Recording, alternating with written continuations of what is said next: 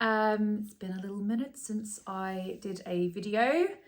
I went from obviously it was the summer holidays and I was in the second trimester, which was such a cute bump and you had energy, to being back to school, and third trimester, which is, yeah, a bit more challenging. So videos have become a bit less frequent, but I'll do my best. So I am 35 weeks now. I know. So I think when you average, the average time when people give birth is between 37 and 42 weeks, with it kind of crescendoing in the middle. So about 40 weeks, 39, 40 weeks is when people usually, mostly give birth, if you know what I mean. So yeah, we're not far off. I saw this reel of Ross Geller from Friends, and he's like, I'm fine, I'm totally fine. And it says something like, when you get to the third trimester and you realize the next stage of pregnancy is having the baby, I'm there.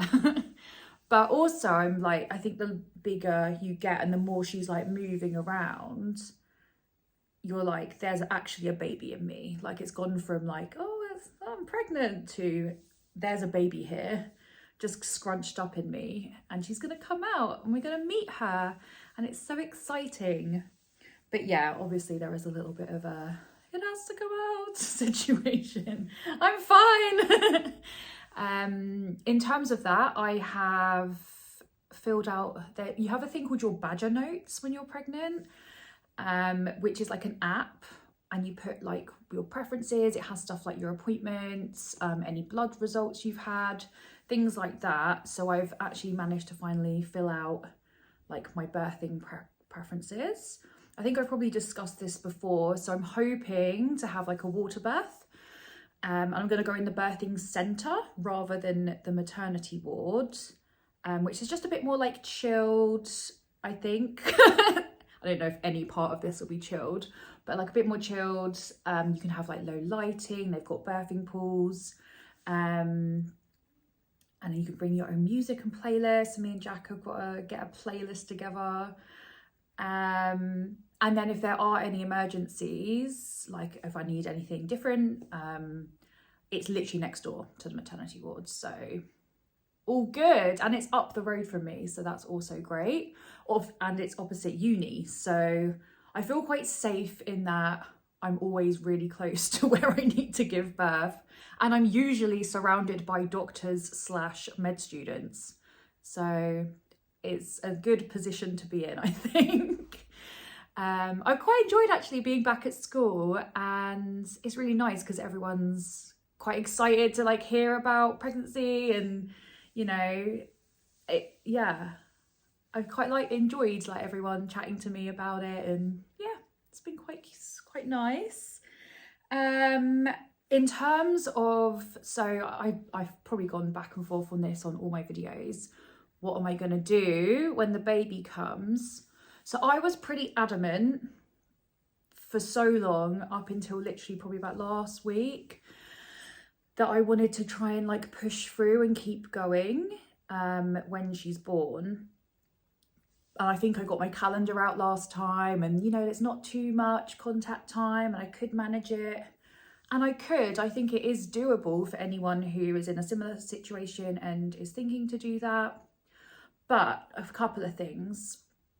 I think as well, being in the end stages of pregnancy now and knowing how tired, and when I'm, I have the time to do out of work, but I've got quite behind on I'm yeah, I'm going to go over these lectures.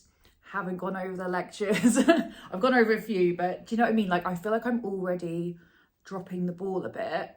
So I just think when I have the baby, wouldn't it just be nice to just mum for a year, and nice for her, I'm there with her all the time. Also medicine, I don't know if anyone's doing medicine or thinking about it, but something you will hear often is a phrase that is lifelong learning. They love it. They will tell you time and time again that you're in this for life, because people are like, oh, isn't that 7 years? No, it's a lifetime. Yeah. So yeah, lifelong learning. So I think if I can have a year off when I have a newborn, probably should jump on that opportunity rather than be like, no, I must do it in expert mode. Med school and mumming, you. So yeah, so I'm thinking that I will take the year out from when she's born. So that means I'll have done this first term and I'll come back and do the last 2 terms of second year, and then I'll go on to third year. My second reason that I think this is probably a preferable decision for me is that in third year, you are mostly in clinic, like you're in the hospital, doing clerking of patients. I think I discussed that last time a bit. So it's kind of a bit more, it's a lot more full on, like 9 to 5, you're at the hospital. And she would be, but if I carried on through and got on to third year, she would be about 9 months, I think, when I had to go be away and do all that. Whereas if I delay the year, have a nice time being a mum, come back, do my 2 terms, and then I start third year, she'll be about 1.5 years, I think. Something like that. Or I guess 1 year and 9 months maybe. I haven't actually worked it out, but she'll be older. So I think it'd be a bit easier and nicer for her to go into nursery, and the uni has a nursery. Definitely need to email them, say that all the time, and haven't done it, but I will. So that's another reason. I thought as well, like realistically, another thing that could happen is if I try and push through, and then what if I don't pass the year because I've got a baby? Like, it's understandable that I might be a bit preoccupied or tired and, you know, not put as much time into the work and the revision. And then I could end up failing the year and having to retake it. And then, you know, then I've got a whole other year to do, and that's all the fees and everything as well. Whereas this way, yeah, I get that time and I'm kind of putting myself at less risk of having to do everything again. And I think it just makes sense with the third year where she'll be in life, where I'll be. And yeah, so that's where I'm at the moment. And I'm really trying to resist the urge of like push through, because I think it's just not necessary particularly. Yeah, anyway, that's enough of that. So I don't know if I mentioned, I'll show you as well the bump, ever growing bump. Let's have a look.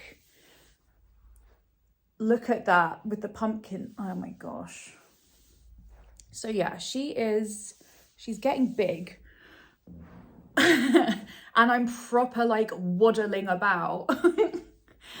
Like it's like a hill to get to uni. And I just feel like Jack always does that like trumpet, like circus sound, like bom, bom, bom, bom, bom. He's joking, it's fine. I take it with jokes.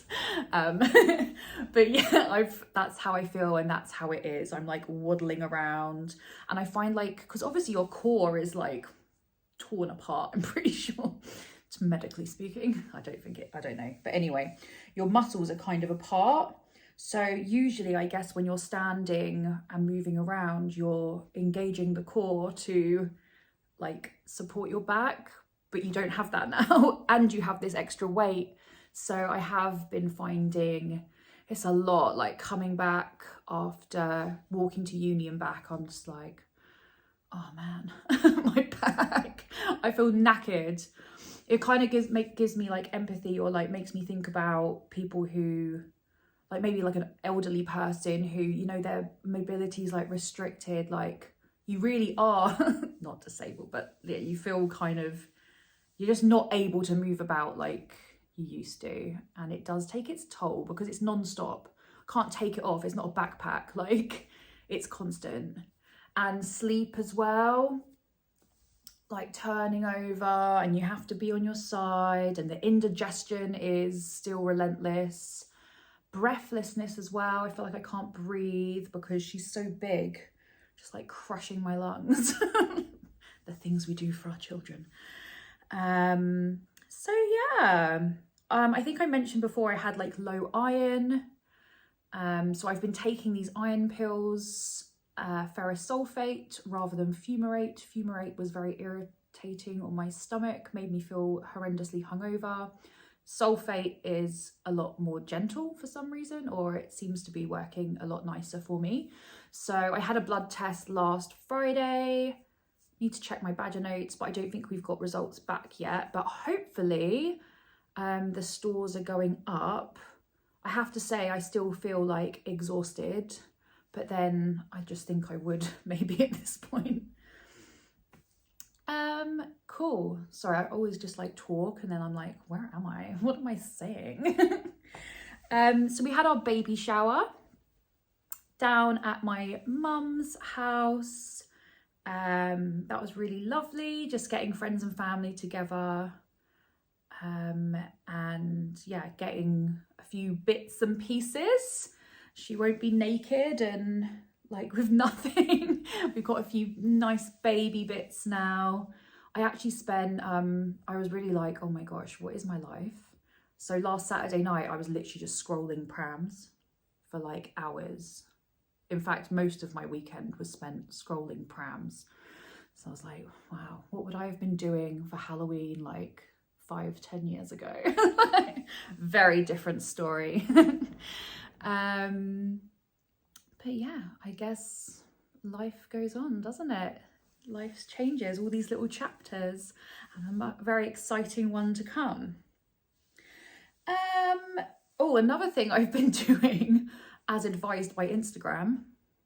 Well, I've just seen, and I double checked with ChatGPT, like the science of this. Should probably go with more reliable sources, but it was enough for me to start eating dates, like those big raisin things. Dates, figs, dates. Oh no, a fig is completely different. A date, like a massive raisin. So yeah, apparently if you eat a bunch of those in the weeks leading up to giving birth, it ripens your cervix. I'm not quite sure what that means, but it seems like a good thing to do. Or what do they say? Less like interventions, like inductions and cesareans, I guess. And so less chance of that. And I think like a quicker birth, like you dilate quicker and yeah, I'm ripe and ready to go. So yeah, I've been eating these dates. They're so sweet though. So I usually like drink milk with them, in case you're wondering. I don't know what I just told you that. But yeah, milk and dates. It's a nice little combo, to be honest. And they're full of goodness. So it probably is better for me than the cakes I've been eating. But there we go. So yeah, oh, also one thing I noticed, and so I was hoping before I gave birth I was like, yeah, I'll go to everything at school to kind of make up for the fact that if I powered through, I probably wouldn't go to the lectures and stuff. Like I'd just go to the things that we kind of need to definitely be at for attendance, which is a naughty approach. And if you don't have a baby or an excuse, go to your classes. But yeah, so I was trying to go to lectures, but the first day I went in and I was wearing like maternity jeans. So I thought that might have been the case. But anyway, so about halfway through this lecture, I just felt really shit, to be honest. Like I was feeling a little bit like clammy, hot and cold, just really uncomfortable. And then when your vision starts to go, it's like black and like sparkly spots. I was just like, am I gonna faint in this lecture? So I had to take myself away and have some water and fresh air. And I just went home, to be honest, because we had more in the afternoon. But I thought, yeah, I don't need to be passing out. And I was concerned that the jeans were like compressing me. They were maternity, so they're made for a bump. But even the other day, I think I was wearing maybe even this, which is like the world's most comfortable pregnant lady outfit. I have it in 3 colours. I live in these at the moment. It's perfect. But yeah, so I wore one of these to lecture the other day, and the same thing happened about 30-40 minutes in. I was going strong for a while there, but then I was like, oh my gosh, I feel like I'm gonna pass out. And I think it must be kind of compressing a blood vessel, or like the lecture chairs, like they're not comfortable at the best of times. So I think 3rd trimester pregnant is not ideal. You're kind of sat quite upright. You don't have much room to sort of wiggle. I think I've got to treat it like I'm on a plane or something, and maybe stand up. But then I don't want to be like in the middle of lectures just getting up and like doing some stretches. People will be like, God, weird enough that she's pregnant. Now look at her. I'm sure people don't think that. They love it. So yeah, I guess that's just like a little update on things. I need to pack a hospital bag. Although I was speaking with my friend the other day, and when you think about it, the things that I think you should need to pack, obviously we need a speaker for our giving birth tunes. But other than that, you need like something comfortable to wear, but they have gowns at the hospital. Maybe some snacks. They've got snacks at the hospital. I will pack a bag, by the way. But what I'm saying is I feel like it's not so, just don't need to stress about it, you know? Like these things are around. And like I say, we live down the road. I'll just be like, Jack, go get my phone charger or whatever. But yeah, so I've got to pack a bag. I've been told like maybe a wash bag is good, because you feel a bit, I think you just feel absolutely drained after giving birth. But then you might want to freshen up. Stuff like, I think there's like after birth stuff that comes out. So you've got to have like big pants with pads. Again, hospital I'm sure has pads, to kind of soak all of that up. A pleasant thought. Yeah, so it's all very unglamorous, isn't it? But it'll be worth it to have a lovely little baby. I keep seeing again on Instagram, my Instagram is just pure baby pregnancy stuff now. But it's like, if you're pregnant now, if you're due in December, this is how your Christmas will look like. And it's like cute baby and like little Christmas pudding outfit and, you know, under the tree. And yeah, so it is nice. I still like, I don't think I've got my head around the fact that that is my reality. I'm going to have a baby. Like, and I can't wait to see what she looks like. Like, I don't know. So exciting. Just got to get through the main event with ease, hopefully. I need to finish this hypnobirthing book. I haven't even finished reading the book. My midwife was a little bit like meh at me the other day. She was just like, so have you done any antenatal classes? And I'm like, nope. What else was she asking me?